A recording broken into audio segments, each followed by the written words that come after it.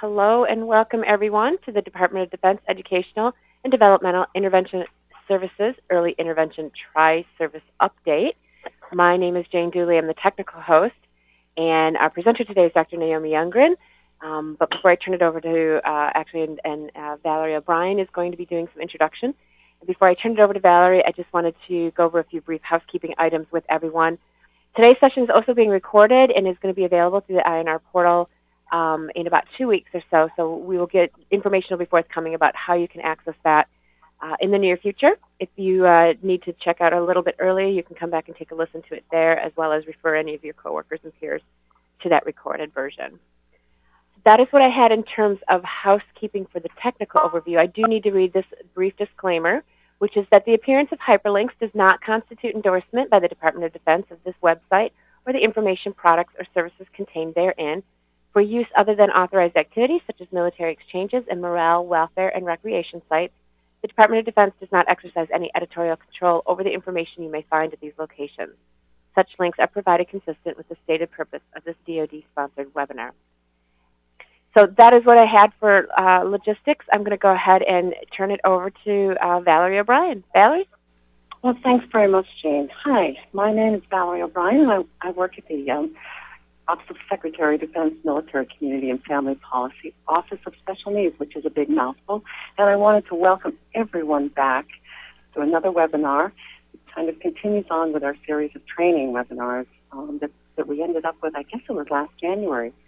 And first of all, as you can go ahead and take that poll, let's just see who's here. I want to say this morning because it's the middle of the night for me, but I guess it's afternoon and early morning for some of you, for the rest of you attendees. If you could all go ahead and take the poll. I see we have some Army and Navy folks. And perhaps, oh, thank you. We have an Air Force. Well, it looks like we're about equally divided with Army and Navy folks today. And certainly a representative from the Air Force is very helpful to kind of round out our tri-service group.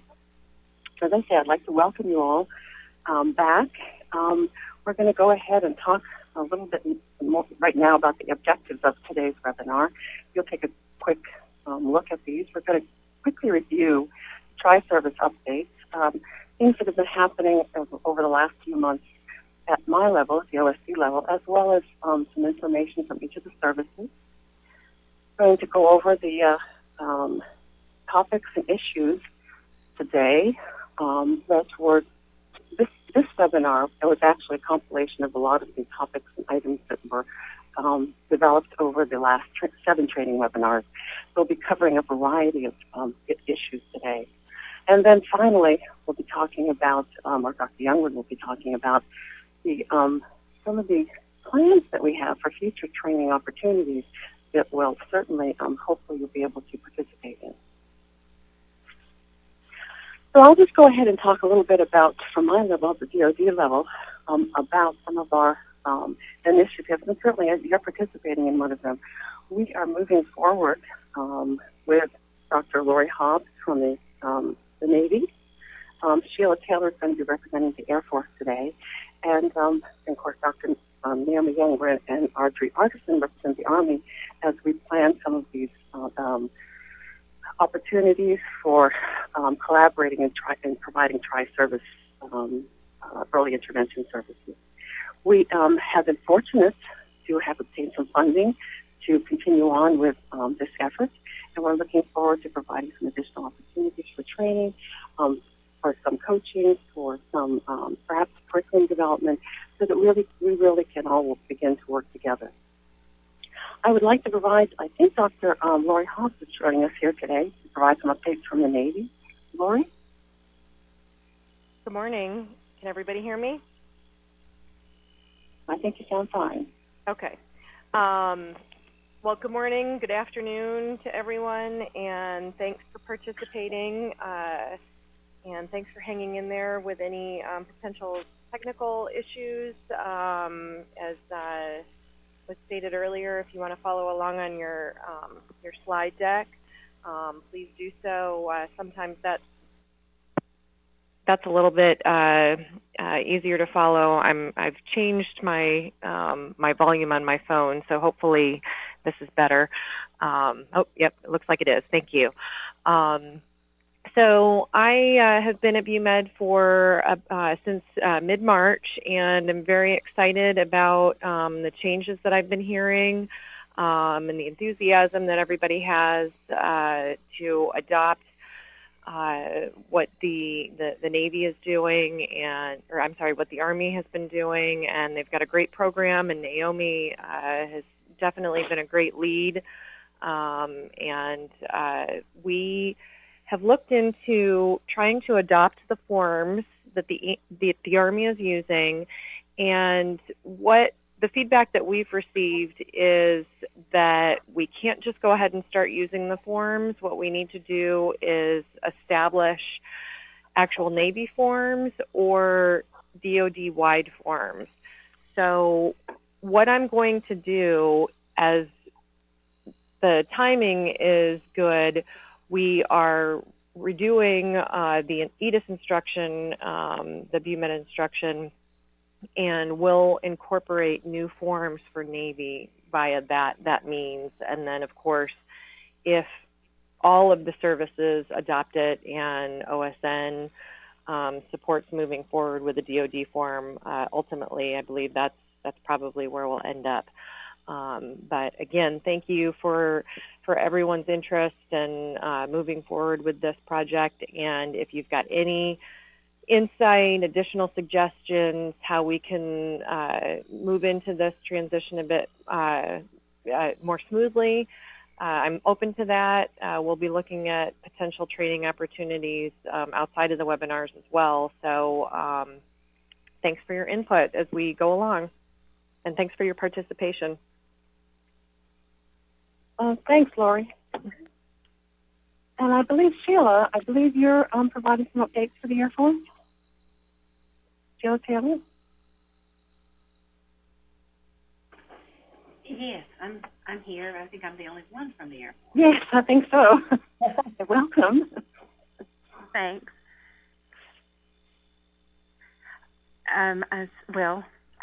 We're working really hard at getting our practice standards out with the Air Force. So hopefully, along with that, will come the new IFSP forms to keep proceeding forward. Thanks very much. And Naomi, I understand you're going to do some updates for the Army. Yeah, we've certainly been excited about this tri-service initiative as we continue to partner with our sister services and moving forward to a EDIS program that truly can improve some efficiencies across services and some consistency for children and families. A couple of updates from the Army side of the house, just to let you know that those of you that have had the pleasure and opportunity to work with Audrey Artisan, the program lead, just a heads up that she is in fact going to retire this year. She has a couple months left. So while we are saddened to say goodbye to her, we are excited that Linda Roach is going to be stepping in to assume some of those duties. So just a heads up there. So if you do get a chance to pop Audrey an email, do so quickly, because it won't be long before she won't be able to, she won't be having access to that email anymore. So with that, anything else, Valerie? Or is Linda, I didn't know, is Linda on the line? Did you have anything you wanted to add? No, okay, I don't see her, sorry. Anything else, Valerie? No, I just wanted to thank you all. As we continue to kind of work together, I think it's going to be a great opportunity. It looks like we have some funding support to actually help us continue on and work together. And I just said, let's just keep moving. Thanks very much. All right. So today what we're going to do is we're regrouping around the early intervention process and some questions that have come up. And I certainly also want to invite you to share your good news stories, experiences that you've had along the way as you've maybe implemented some changes or continued to progress with some initiatives that you had started. We've highlighted a few questions for each step in the process, and we're going to use a bit of a question-answer sort of format. I also want to invite you to please share your thoughts and your ideas and your questions throughout the webinar. Please use the chat box to share questions or insights with the group. We are going to be keeping track of these questions that have come up in the chat box because we want to add those to a document that we're preparing across the services, which is going to be questions and answers. As you all know, when your guidance comes out and such, there are oftentimes questions once you get started with implementing some change. And we want to know what those questions are so that we can provide uniform assistance and guidance across the services. So we'll talk a little bit more about what that document's going to look like as we move on in our webinar. What I'd like to do to start with is to turn it over to Sheila Taylor, who's going to talk a little bit about the aggregate child find and public awareness examples that we collected from our last series of webinars. So Sheila. Yeah, included here is a lot of great child find activities that were shared in the previous RBIs. In the webinars. Whew, RBIs. It's too early in the morning for me. We have a public awareness, partners, announcements, and special events and classes. And it looks like there's lots of good special events and classes going on to get the word out that we have a lot of expertise and can have a lot to add to the community. So we encourage you to continue to add while you're on the chat here today as far as some child find opportunities that you all are presenting out there in your communities. Excellent, thank you. So as Sheila said, please do use the chat throughout the webinar if it's questions, issues, ideas. We will be keeping an eye on that and we'll try to answer questions as they come along as well. So let's move on to the question-answer format. Again, what we've got here is some questions that have come up for different steps in the process. This first question is regarding that referral process. The question here is, when does the 45-day timeline start? While we think this might be a simple answer, sometimes there are really no simple answers because there are some various nuances to it. So take a peek here at this one. You've got options A through E. A, when the service coordinator talks to the family and they express interest. B is when EDIS receives the referral. C is when the family signs permission to screen and evaluate. D is when EDIS staff member talks to the family and they want to proceed. And E is when the team decides to conduct an evaluation. So looks like there are the vast majority that are saying it's B, when EDIS receives the referral. That is absolutely correct. It is when we receive the referral. There's a response to D, when staff members talk to the family and they express interest. Let's take a look at a little bit more closely at some guidance on this. I'm going to switch to the next slide here. To reinforce that the 45 days does in fact start when EDIS receives the referral. There are some other additional examples that are included here. So for example, if a parent calls early intervention with a concern or question about their child, the referral starts that day, the day that EDIS receives the call. Sometimes too we get referrals, actually often we get referrals from well baby clinics or they might be called other things in various different locations, but if you get a referral from the MTF, from the doctor, the day that we receive that referral is the day when the 45 days starts ticking. Another little caveat to this is for massive child find screening. So let's say we're doing a public awareness child find event, we're offering some screenings. Let's say that we do a screening on today, the 5th of July, with a child and family. And on that day, we decide that, oh, it looks like he didn't do very well on the screening, and the EDIS provider and the family decide, let's go ahead and initiate the referral to early intervention. Then that would be the day of the referral, after that screening, when the team decided to actually initiate the referral to early intervention. Another little caveat to this is that if the referral is received electronically on a weekend or holiday, the referral then is the next business day. And certainly you all are aware of the helpful little tool that is included in SNPMIS. It actually calculates the 45 days for you. So let's say it was the weekend and you received the referral on the electronically on the 10th of, well, let me move my calendar here, on the 7th of June, which is a holiday. What you would do when you enter into SNPMIS is you would indicate that the 9th of June is when you received the referral, because you can move it. In this case, you can move it to the next business day. Another thing, of course, when you're thinking about the 45 days, is take a look at that 45-day report that is also included in SNPMIS. There is a mechanism included in SNPMIS that allows you to back out days lost for when the family is needing to cancel appointments or those types of things. So essentially there's an adjusted 45-day report that allows us to back out those days that were lost due to situations when the family had to cancel appointments or those types of things. So I'm curious, with regards to this question and these additional little caveats to it, are there questions beyond this guidance regarding the 45 days? Okay, so there's a question, a good one. Well, all questions are good. When EDIS recommends a referral but the family would like to think about it, it would be when the family comes back and together as a team you decide to initiate the referral.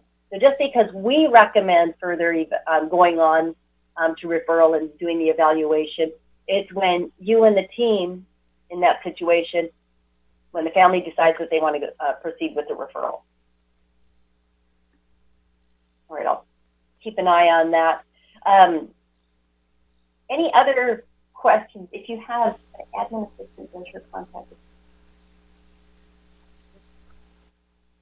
So when an admin person, when you get, when let's say for the family calls and they have concerns about their kiddo, if the admin person answers the call, that still counts as the day of the referral. Keep the questions coming. I'm going to move on, though. The next step in the process is screening. And here's a question for screening. When doing a mass child find screening event, is the first part of the Individualized Family Service Plan form used? And here your responses are yes, no, or maybe. And it looks like there are several. It looks like there are several responses coming in, and you all have said no, and you are absolutely correct. Here's some additional guidance on that question. The distinction here is that when we're talking about a mass child find screening, we're talking about child find. It's not an official referral. So the Ifsp document is not used for those types of public awareness child find materials because it's considered a child find activity and not a formal referral. So it's important for us to think about the distinction between, is this a child find public awareness event or is it an official referral? Because once that official referral happens, then all of the provisional, the safeguards and such kick in. So another question that's come up along with this line of mass child find screenings and such like that is, does the EDIS permission to screen and evaluate form, is that used for mass child find screening? And as you probably well know, it is not.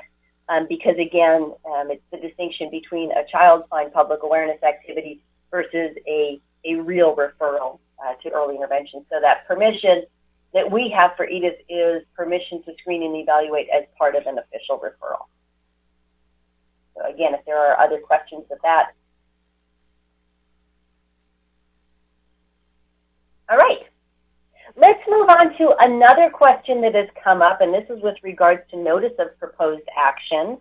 Go ahead and give this one a go. What is the purpose of the notice of proposed action? And here you've got 3 responses. As with any of these questions, sometimes there's more than one answer, so please mark all that apply. A is it's a required notice to support parents' informed involvement in the early intervention program. It's a safeguard given to families at a reasonable time before EDIS initiates or refuses to propose changes. And the third one is that the notice can cover different steps in the process. We've got some responses coming in. Okay, for sure it's B, absolutely, and we've got some responses on A and C, and you are absolutely correct. It is all three of these. The IDEA and certainly our implementing DOD instructions and service level guidance does include distinct provisions to support parents' informed involvement in their children's early intervention program, and certainly one of these is that prior written notice, or what we call it in EDIS is notice of proposed action. If you think about it, it's really a safeguard to parents that we want to provide them with a reasonable time before we go ahead and make some changes or initiate some processes with regards to identification, evaluation, placement, or services as part of early intervention. So our notice of proposed action covers all of those steps in the process. Another little bit with our notice of proposed action, our forms include a little checkbox at the bottom where the family checks to say that they had received the notice of proposed action. And what that allows us to do is to document that, to have that verification that the family received it. A greater question that has come up regarding notice of proposed action was, do we need to keep a copy of the notice of proposed action in the record? And originally we were hoping that maybe we didn't have to, but we did go and seek some further guidance from DOD regarding this. And yes, in fact, we do have to keep a notice of proposed action, a copy of it in the EDIS record. So we will have to keep a copy, provide the original to the family and make sure that there is a copy in the record. And then we also have the additional documentation on the form to indicate that the family had received it. Yeah, thanks, Sheila. Yeah, one option is this. It's one of those forms that, yeah, you should always have two with you because the idea is you're going to leave one with the family. All right. Let's move on to the next question. The next question is regarding the evaluation process and specifically informed opinion process. I understand this has tripped up a few folks, and we do really want to make sure that we've got some consistent understanding of this important process. So go ahead and take a look at this poll question. When using the informed opinion process, how many additional tests must be administered? We've got some responses coming in. I'm going to give it just another minute, let some of those other responses come in. All right. Certainly what we have is the vast majority said B. There does have to be at least one additional tool that is used that addresses the area of concern. It doesn't have to address all 5 domains of development, but it does have to address the area, or in some cases, the areas where there is concern. The correct answer on this one is B. I'm going to go ahead and flip the slide to the next one to look at some further guidance regarding this question. Oops, I thought I was going to.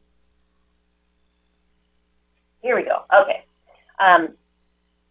First, with regards to informed opinion, I do want to clarify that it's for developmental delay only. We know we've got eligibility criteria under biologic risk and developmental delay, but our informed opinion process is for developmental delay only because biologic risk does require a diagnosis. So it's an important distinction to have.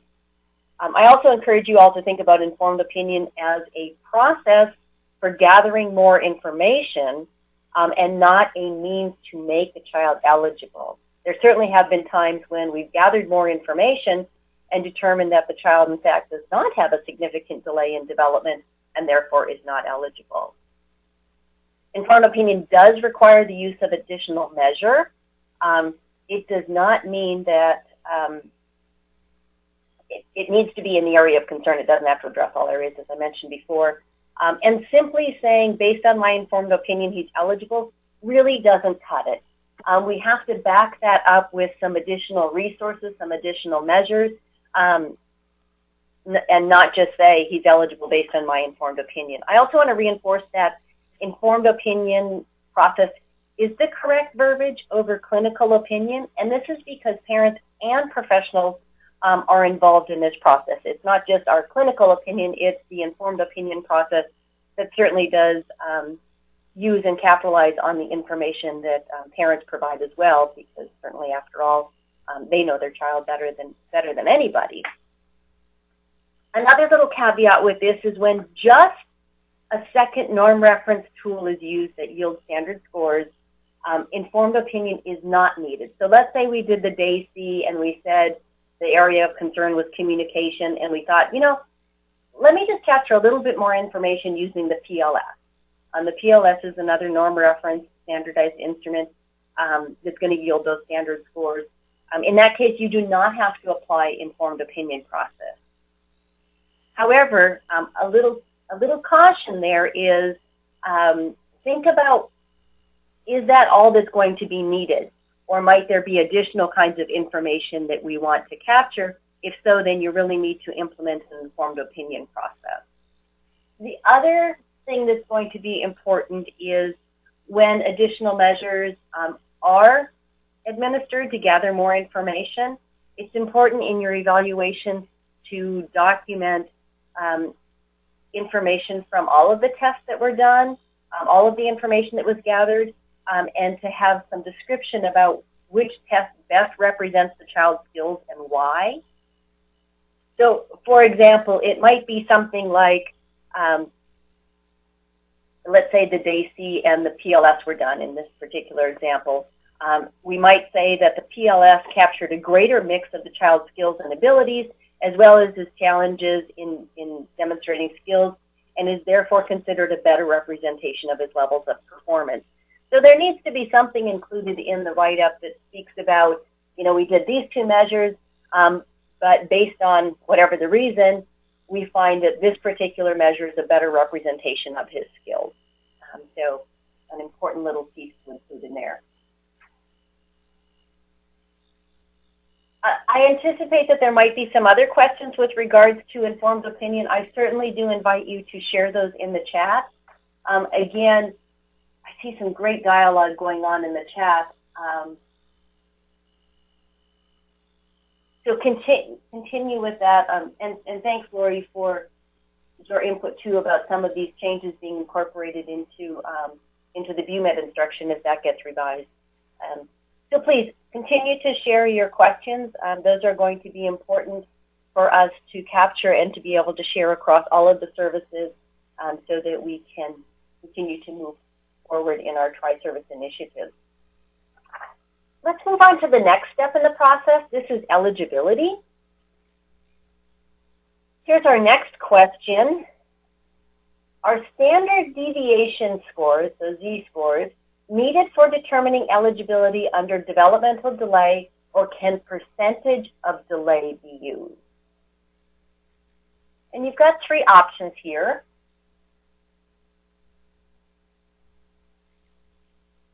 Let's see what you think about those. A is standard scores must be used. B is if the norm reference tool provides age equivalencies, it's okay to use that. And C is standard scores, Z scores must be used. And then if not, if they don't represent the child's abilities, then informed opinion process can be applied. And again, here, check as many as you think that are applicable. All right. There was a question about the possibility of informed opinion, and I'll put in quotes, overriding the initial standardized testing. And yes, it can. If the team feels like the initial standardized testing did not provide a good representation of the child's skills, then you apply the informed opinion process to gather more information. And then based on that additional information, you look at all that you have and say, does in fact this child have a significant delay in development or not? All right, so this question about eligibility and standard deviation scores, we've got questions, responses across all three. I will say the correct answers on this one are A and C, and certainly we have the majority of folks responding to that. I'm going to turn to the next page to provide a little bit of more guidance and also to talk about why B is not a correct response.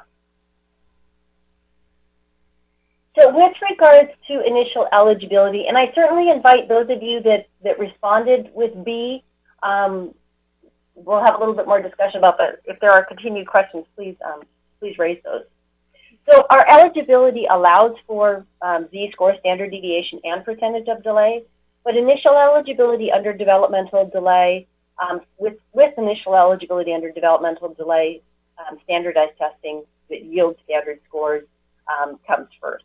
If that test does not seem to represent the child's abilities, then we want to gather more information and apply the informed opinion process. A little bit with regards to norm reference testing. Some do include developmental age or age equivalency scores.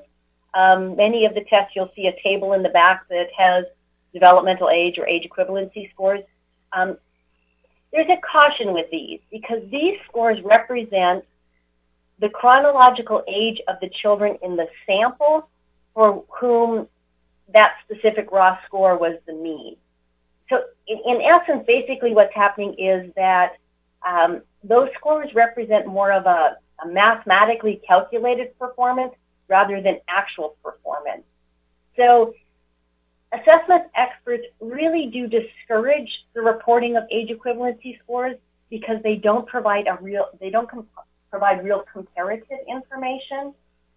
So I certainly encourage you to read the test manuals and such, and you'll see that they will speak about not recommending that use of the age equivalency scores. The other thing is what we don't want to do is we don't want to look at the standard scores and say, oh, that he doesn't quite meet eligibility looking at the standard scores. Let's look at the percentage of delay scores. So with the standard norm reference instruments, it's always best to use just the standard scores and not the age equivalency tables that are included in there. And certainly there's more guidance on this if folks want, I can point them in some of those directions. So with regards to eligibility, we do want to use the standard scores and not apply those percentage of delays, and we want to start with standardized testing first. And if we feel like, based on that standardized testing, the team feels like it really didn't provide that good representation, then apply the informed opinion process. Okay, let's move on. I don't see anybody typing with additional questions, which certainly we do encourage as you move along. Let's take a look at the next step in the process, and this is the routines-based interview step in the process. Here's a question for you. Why is it important to have more than a couple of outcomes on the IFSP? And your response options here are A through D. Please use the poll. A is in order to fill out all the pages of the IFSP. B, the number of outcomes is a quality marker of the RBI. C, RBI generated outcomes are more contextually specific, so you will naturally have more than broad domain type outcomes. And D, one or two broad outcomes is actually okay and gives you the option to work on almost anything with the family. All right, we've got some responses coming in. All right, and the responses that I see included in the poll here are B and C, and both of those are in fact correct. Let's turn to some additional guidance on this. I'm going to flip the slide here. The number of outcomes is really reflective of the rich information gathered through the routines-based interview process. Programs both inside and outside of the DOD that have used the RBI with model fidelity rarely, if ever, have families that identify less than 6 priorities to address with early intervention. Well, certainly it may happen. It is very rare. that an IFSP that is developed with the RBI and model fidelity of the RBI would have less than 6 outcomes. Remember, too, that the outcomes are what's used to guide our intervention. Therefore, it's better to have more than 3 outcomes that are specific and functional and meaningful in the context of the family's day-to-day life, because this is what you're going to be working on with the family. Certainly, some of you that are new to the routines-based interview, we definitely want to provide some more training, some more information about the routines-based interview in order to help you with implementing that. So please, any questions, or those of you that have been using the routines-based interview, if you want to write in the chat or unmute your phone, I certainly invite you to speak to this question as well. I know many of you have been doing wonderful routines-based interviews, so please share your thoughts. I thought I heard a phone click, so I don't know if somebody was going to *2 and unmute their phone to share something. Okay. Maybe not. Alrighty. Let's move on then in our process of questions and answers. The next question is regarding the IFSP. And this is a question that's come up several times. And these are hard to write. What is an example of writing an outcome for extinguishing a behavior, an undesirable behavior such as headbanging? There are 4 options here. Please identify the one that you think would be a good example of an outcome with regards to this concern, for example, headbanging. There's several responses coming in. The majority here have chosen B. All right. I do want to reinforce that while there is no specific right way to write the outcome, I mean, the absolute right way, a lot of it is going to depend upon the unique circumstances of the child and the family. But given this list of 4 options, the correct answer with this list of 4 options would be B, because it does include what do we want to see the child doing, when, where, with whom. The emphasis here when writing outcomes for extinguishing those undesirable behaviors is to think about what it is that we want the child to be doing versus just what we want the child not to be doing. We do want our outcomes to be active and to be descriptive of what it is that we want to see the child doing. So with these types of behaviors, we want to be thinking about replacement behaviors. What might replace the headbanging? So in the absence of headbanging, what is he going to be doing? So we want to be talking about that. So in this particular example, it's that he's lying down in his bed with his soft teddy bear. That's going to replace the headbanging behavior. So we want to be thinking about active outcomes that define what we want the child to be doing, not what sometimes has been referred to as deadban outcomes. If a deadban can do it, is it really an outcome? So not just what we want the child not to be doing, but what we want the child to be doing. Here's a little bit more guidance on this one. So think about, in writing these kinds of outcomes, so for example, this example that we had with Fabio and headbanging, think about when the headbanging occurs and what might be the possible replacement behavior to that. So in this example, Fabio's parents were concerned that he's banging his head when he's brought into his room at bedtime, and certainly we would gather a little bit more information about that to understand the nuances of it, and perhaps they shared some information about the soft toy that he has, that type of thing. So then we end up with an outcome like we talked about, and then the criteria might be something like, we'll know he can do this when he can lay down with a favorite toy and go to sleep without headbanging for 7 consecutive nights, or whatever it might be.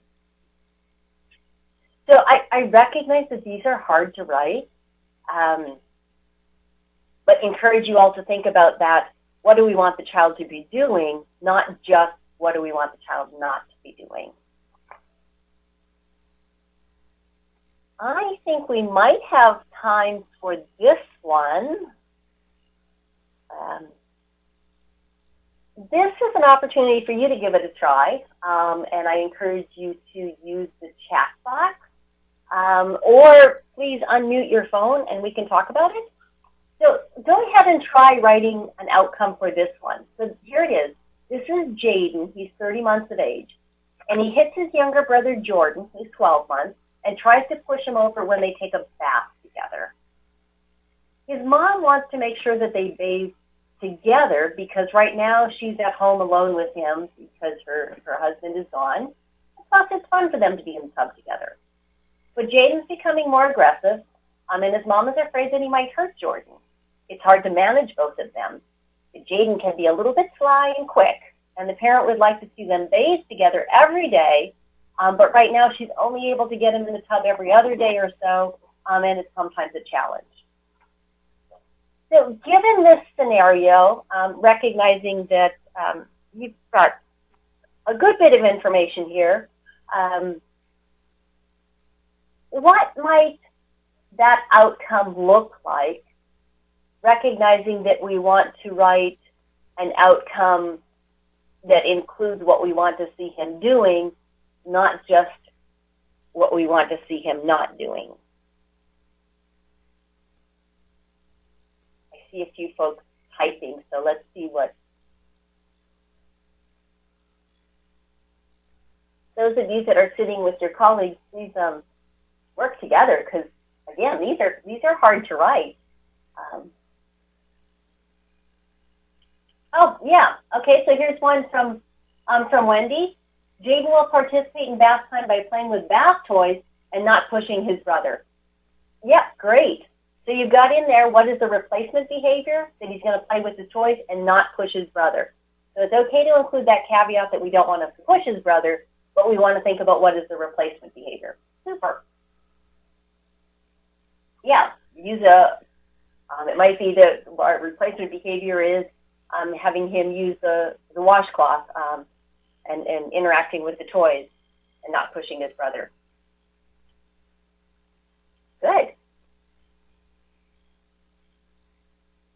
And that algorithm that many have been using, and certainly it's encouraged, the child will participate in, and you include the routine by, you include the action, and sometimes including so that as needed, is a really easy little algorithm to use and can make writing outcomes a little bit easier.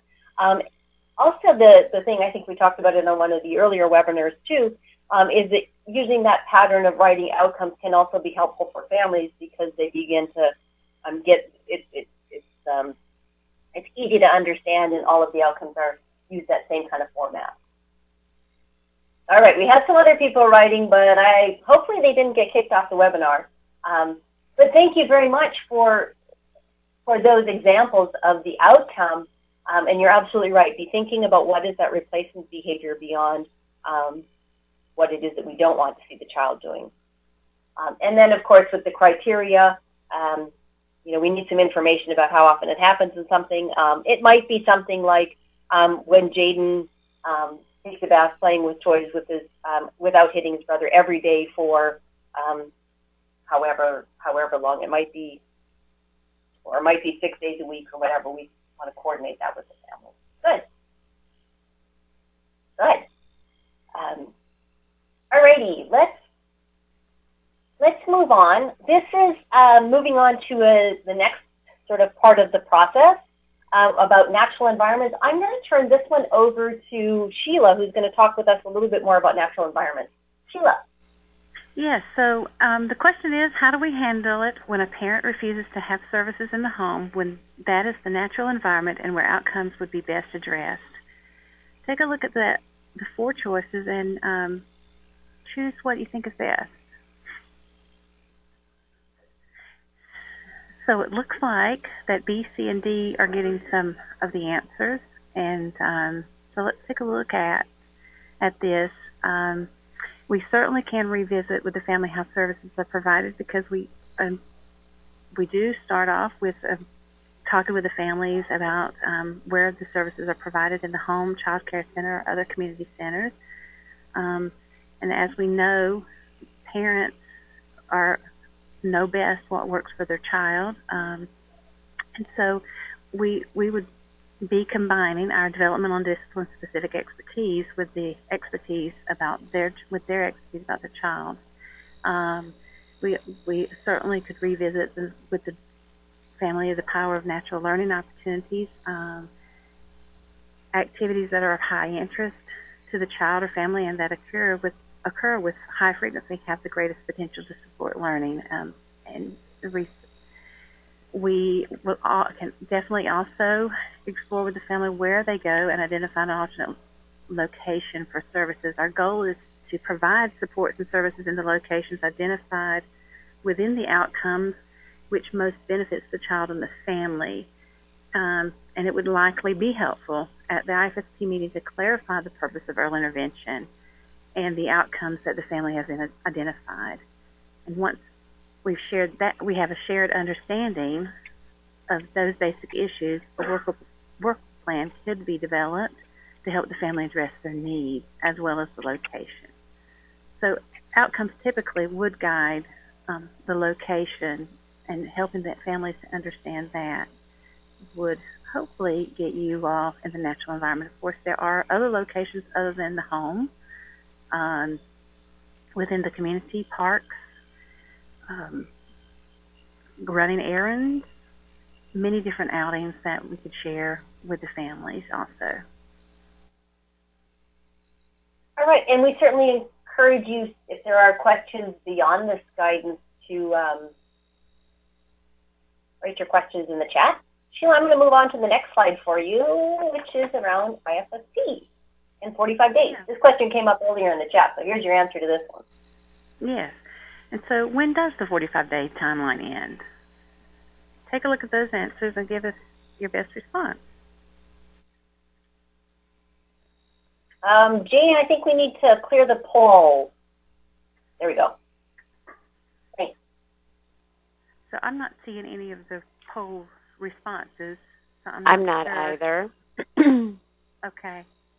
Let me try, try that. There we go. There we go. All right. And so all of you are choosing C, which is absolutely correct, that when the team completes all sections of the IFSP and the team members sign it, is when you would consider the 45-day timeline ended. But just to note, to make sure that all sections of the IFSP are completed, and remember that you can type or handwrite or have a combination of completing the form. The only requirement is that it must be legible. Just make sure that all the sections are completed. If you please don't ask the family to sign it and then go back and type it up. They should be signed in a completed form. All right, I was just putting in the chat that page 81 of the IFSP handbook also talks a little bit more about the end date of the IFSP. And also to recognize, I know many of you are coming from different state early intervention programs, and sometimes there are variations in the definitions here. So again, we want to make sure that everybody across our EDIS programs is on the same page with this one, recognizing that sometimes there are different interpretations or different definitions of this across the state. So thank you, Sheila. All right, we're going to move on to a different kind of question format. This is around child outcome summary process.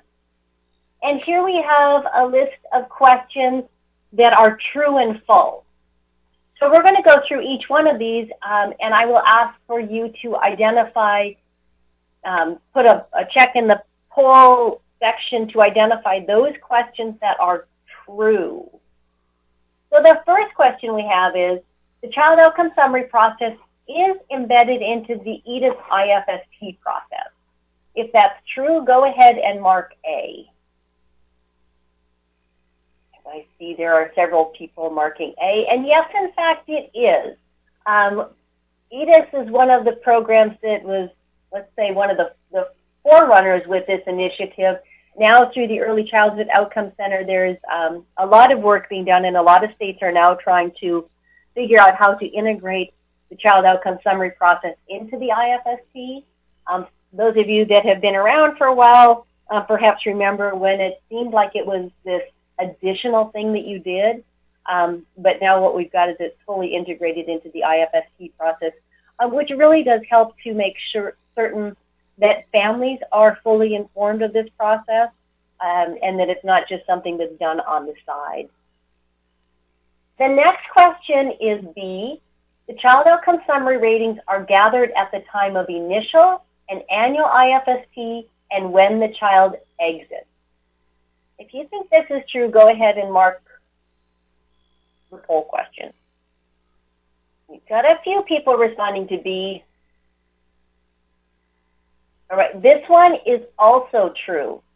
Cost ratings, because it's also integrated into the IFSP process, of course we're going to do it at initial and any annual IFSPs.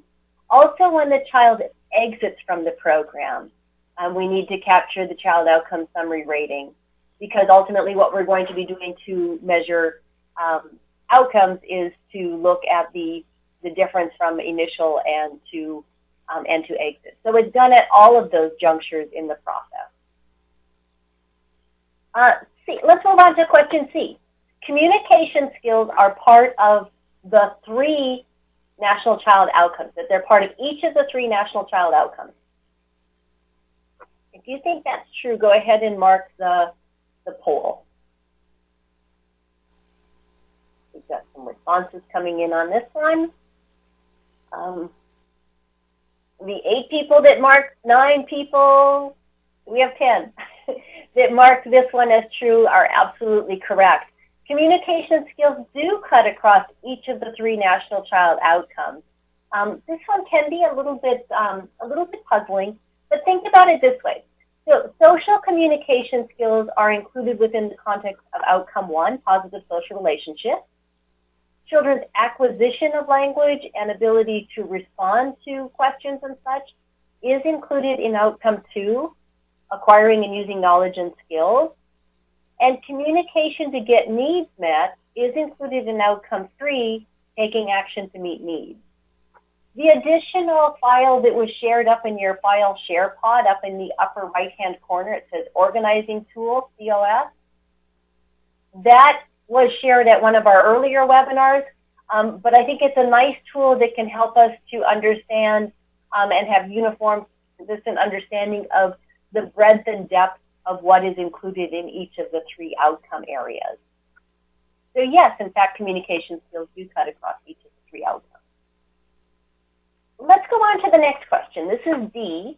A rating of 6 or 7 on the child outcome summary scale means the child is showing age-expected functioning in that outcome area overall. So does a rating of 6 or 7 on the cost scale mean the child is showing age-expected functioning? I see some responses coming in.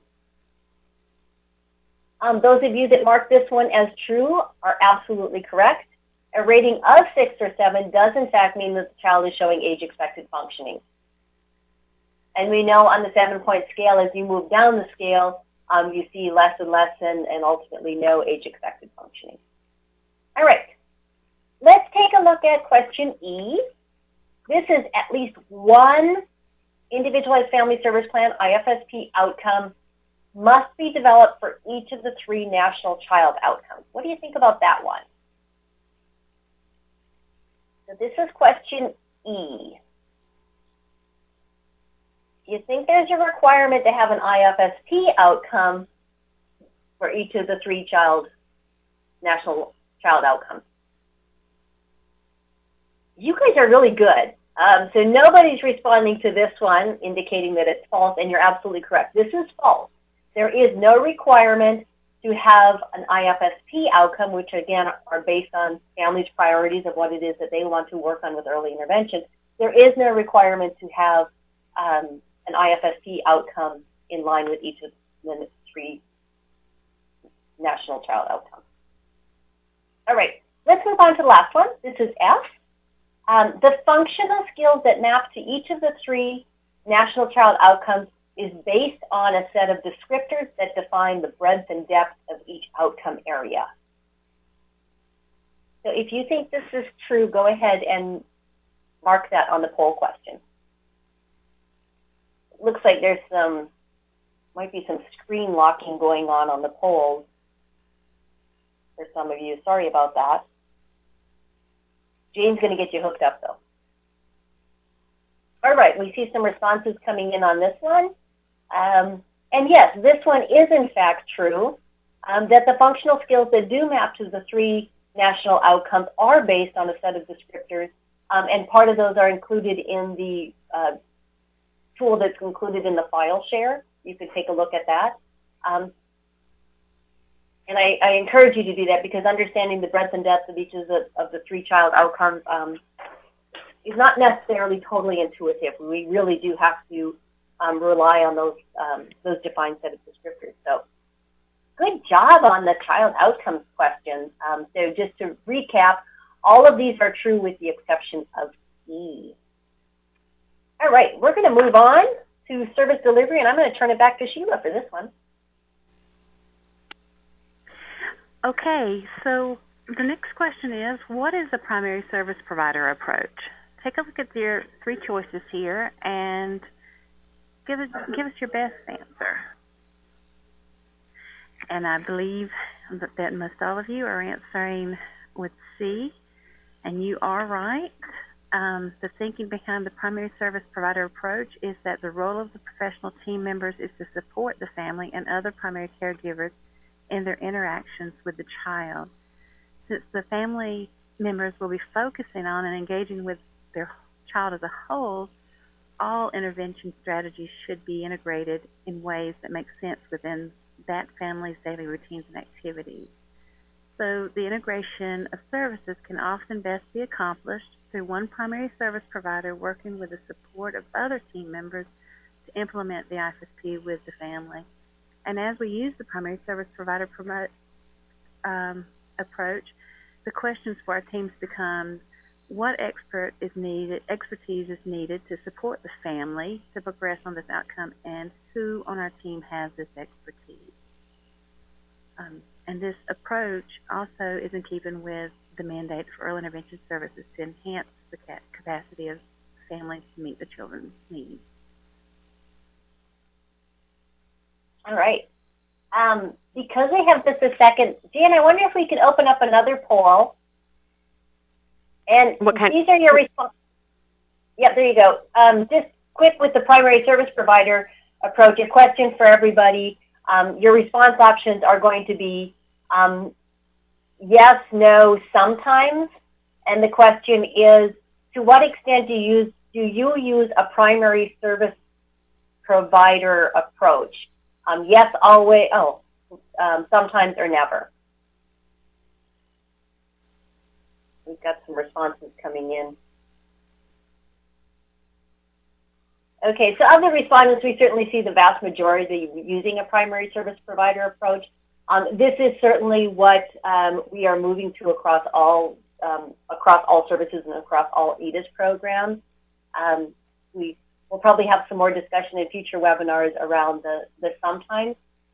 Those of you that did indicate sometimes, I guess I'd be curious to know a little bit more about how that happens. Why is it sometimes yes, sometimes no?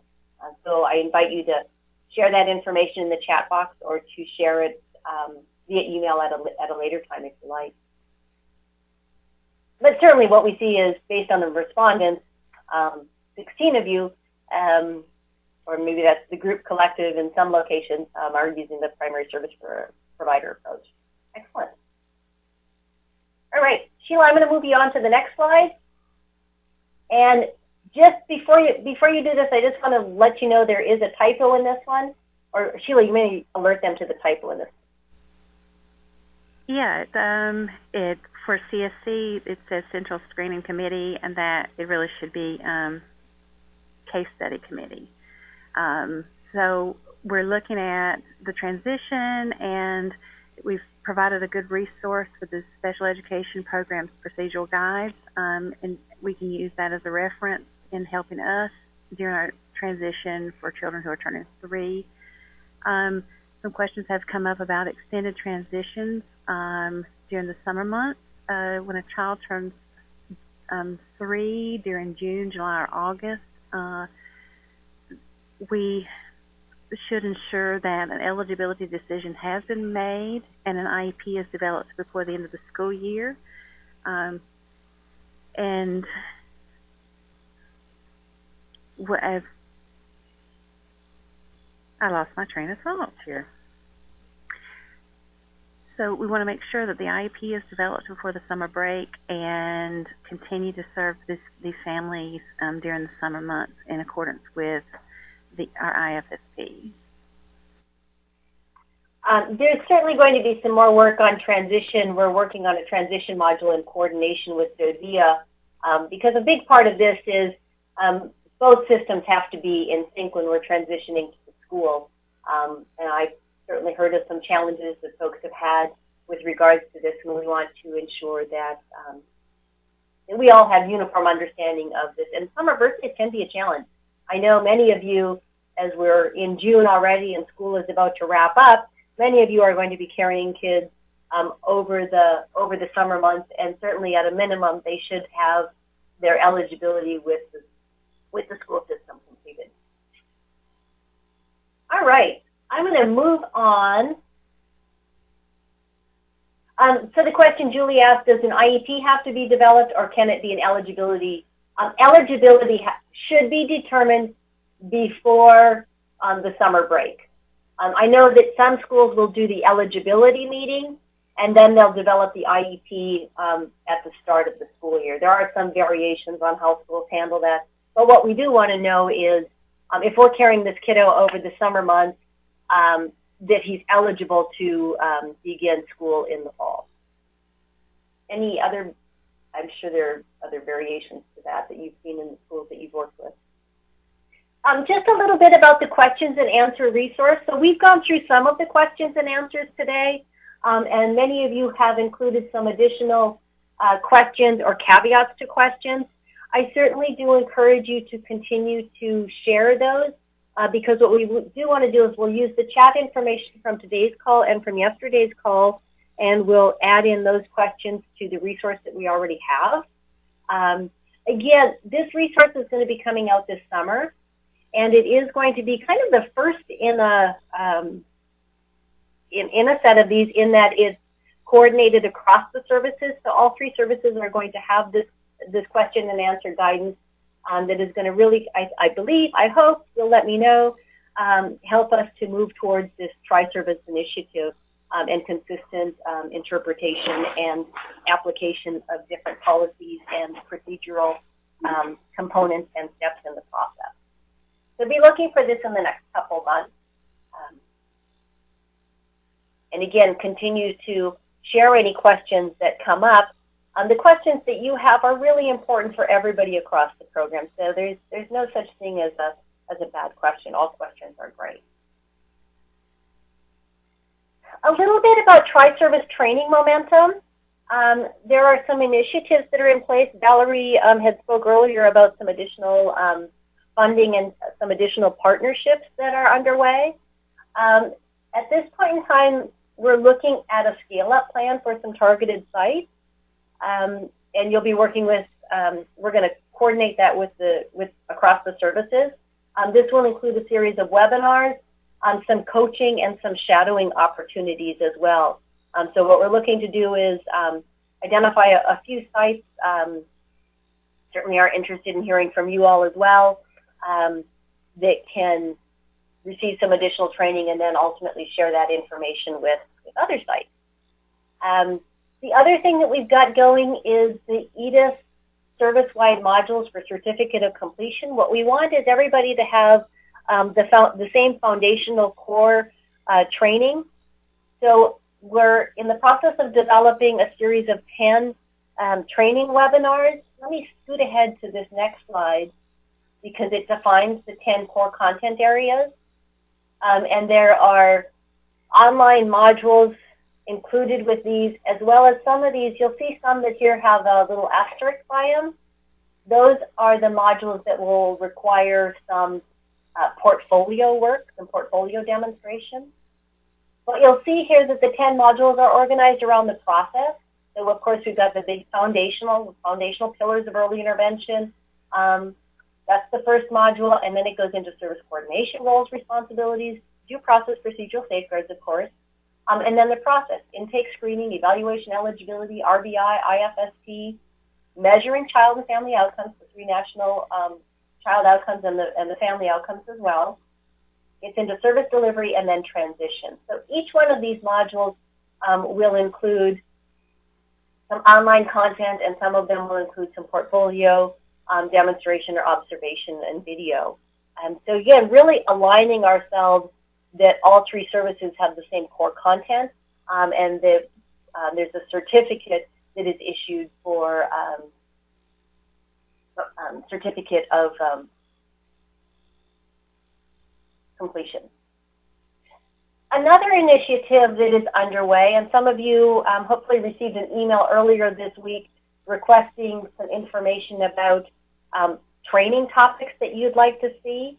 We're in the process of developing a relationship with the Military Family Life Network, and this site already has a host of wonderful training webinars that are available.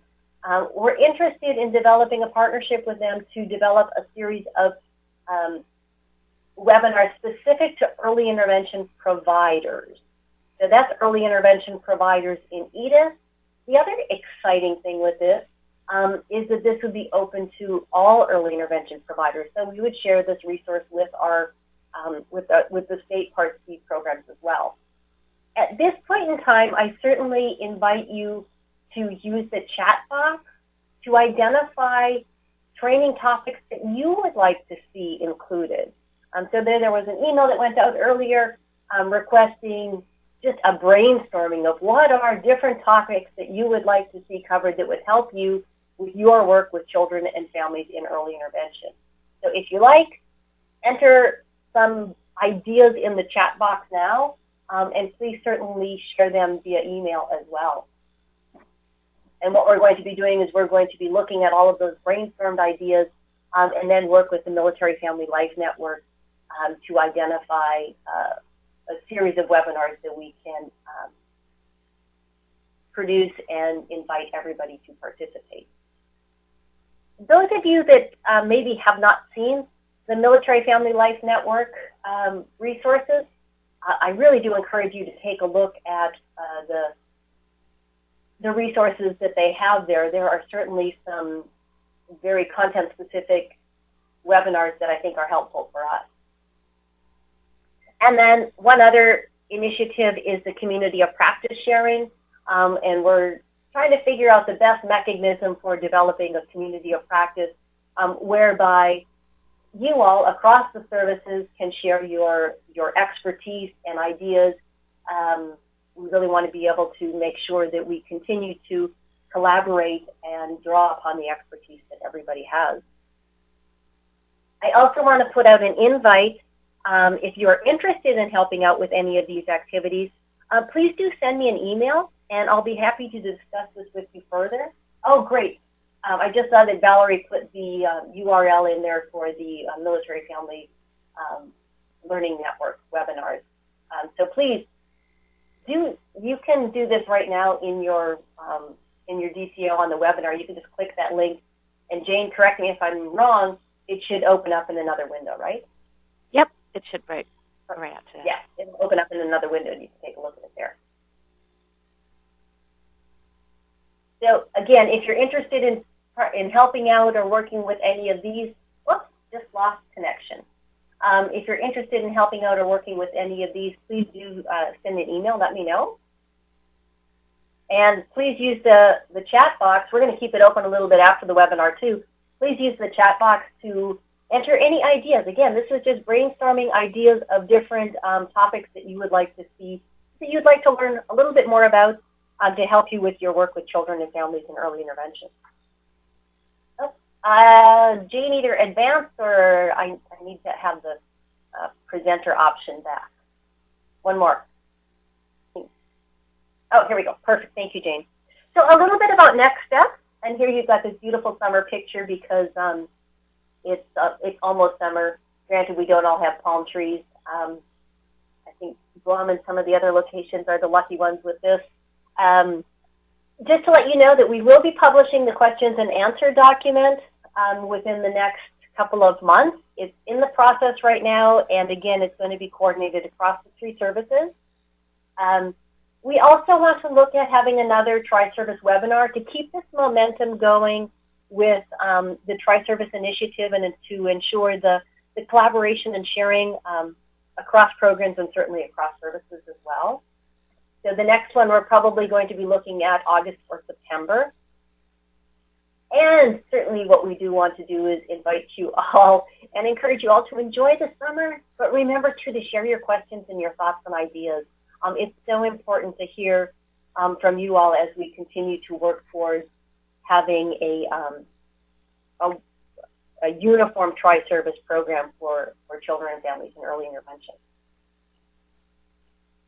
So with that, I would like to, again, thank you all for participating. Included here is my email if you want to help out with any of those training initiatives or share other ideas for training, brainstormed ideas of training topics, please do share that. Or if you have questions with regards to the IFSP and early intervention process that you'd like included in the questions and answers document, please do share that as well. Also included here is the website for questions with regards to the webinars. And Jane, I don't know if you mentioned this or not, but this webinar will also be archived at the Military One source. Yes, I apologize. I misstated earlier and mentioned that it was INR, but it's going to be out on militaryOneSource.mil in the webinar archives section, along with all of the other and the earlier EDIS webinar series events are all posted out there. So it'll be available in a few weeks at that same location. All right. So at this point, what I'd like to do is ask you all for some feedback on today's webinar. We just opened up a poll asking you how helpful was today's webinar for you, and you've got some response options there. So please do share your feedback on this. It's very helpful for us to know.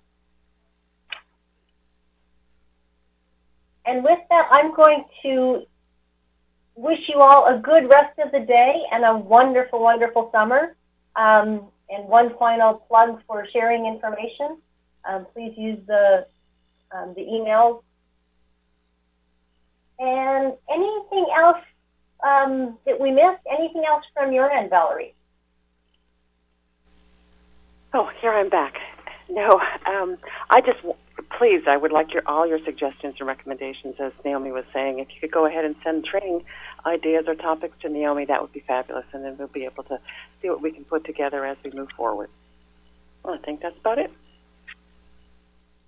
Excellent.